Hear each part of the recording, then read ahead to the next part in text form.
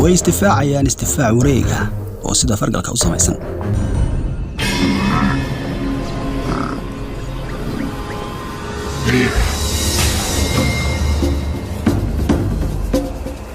libaaxyada waxaa horyaala qorshe adag midkaas oo ay kaga gungaarayaan kagana guuleysanayaan intan logesiyeedka iyo sidoo kale qorshayaal badan oo kaga hortagayaan libaaxu waa uu qaban karaa logesiga balse kaligii isagu dhulka ma dhigi karo garanuugta way qaban kartaa libaaxa dhadiga ahi balse taasi orod kuma qaban karto taa beddelkeeda logesiga markay weeraraysa libaaxada dhadiga waxay u baahan tahay tiim mid kasta waxa uu ka qaadanayaa qayb libaax maadaama ay dhammaantood hal qoys yihiin wadaagaana hilbaha qaarkood way dheereynayaan waxaanay dhulka u dhigayaan xayawaanka si fudud qaarkood way xoog badan yihiin sidoo kalena qaybta ugu weyn ayay ka qaadanayaan u adkaysiga caqabadaha kaga imanaya ugaadha ay ka mid tahay logesigu waa qaar u adkaysta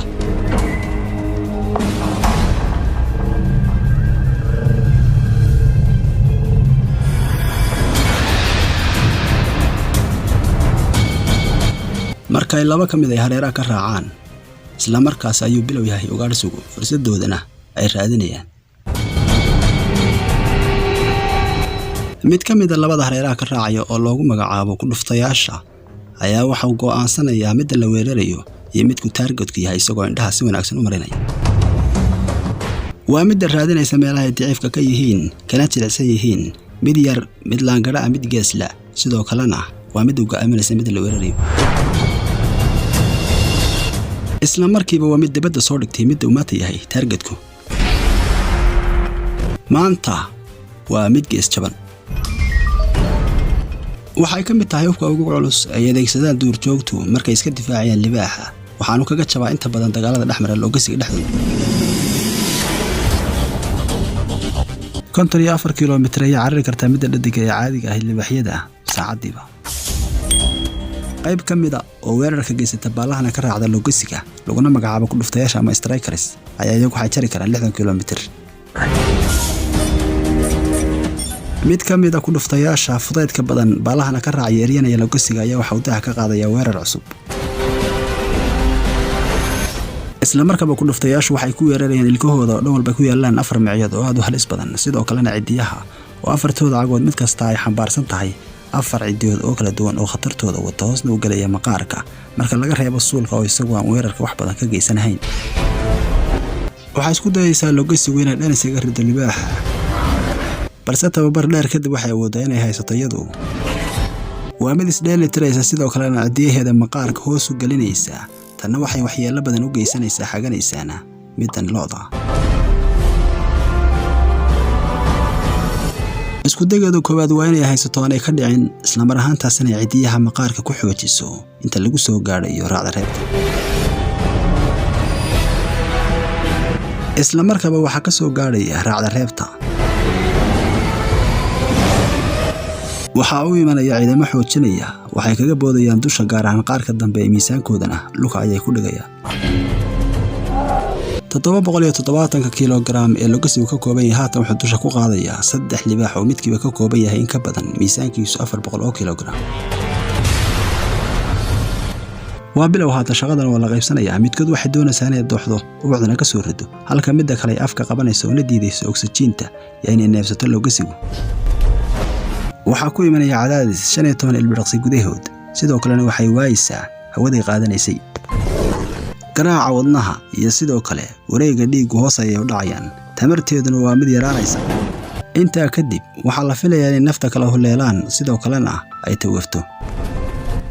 hawl dheer kadib inay dhinac u dhacdo oo dheelidaa waa mid ay doonayeen libaaxyadu ugu dambayntii way u dhamaatay intaas oo dhan kadib kuwii hawsha bilaabay u hawlgalay uguna tacabka badnaa iyagu uguma horcunayaan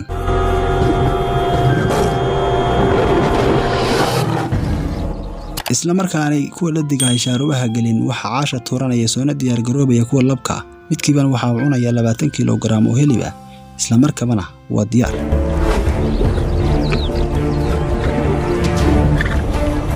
midka labka ahi waa boqorka kaynta sidoo kalena waa midka iyaga ka mas'uulka difaaciyana libaaxyada raxanta ee qoyska qaarkood waxay leeyihiin dhowr lab ah balse kuwani mid quraayay leeyihiin waa midka difaacaya naftooda waa midka dhalaya cagabarurada haatan oo qoyska ku soo biiraya sidoo kalena waa midka isagu difaacaya madaxa u dhiganaya xadkooda inta badan kama qayb qaata ugaadhsiga balse taa beddelkeeda waa cunaaga u horeeya waa boqorka kaynta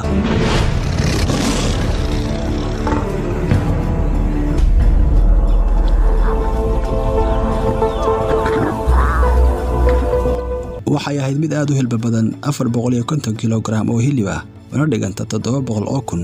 oo tamarta loo yaqaan koloriska dhammaantoodna waa mid ku wada filan libaaxyadan oo dhan qoyska wiig raxantu way cunayaan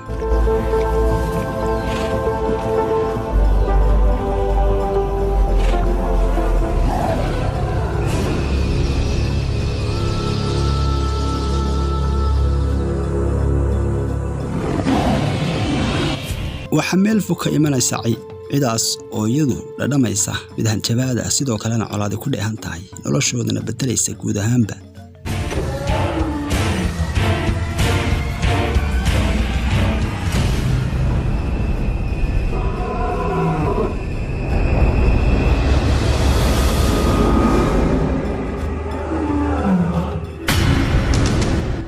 waa inay u diyaar garoobaan faragelin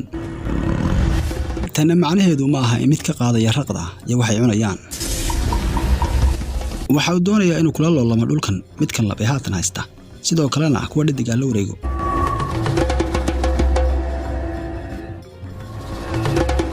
waxay ahayd sanado yar ka hor markii uu kala wareegay midka haatan haysta mid ka horeeyay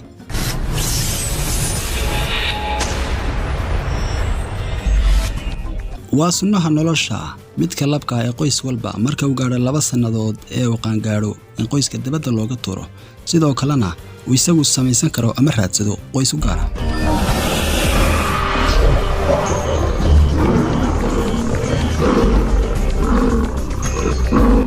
waxay ka mid tahay nolosha caadiga ee kacdoonka ee libaaxyada dhexdooda ka jirta midka labka ah ee qoyska ugu weyn ama isaga dhalayba waxa uu ka hortagayaa inuu taranta ku qabsado midkani isla mar ahaantaasina uu dhalo qaar ka mid ah dhalaha cusub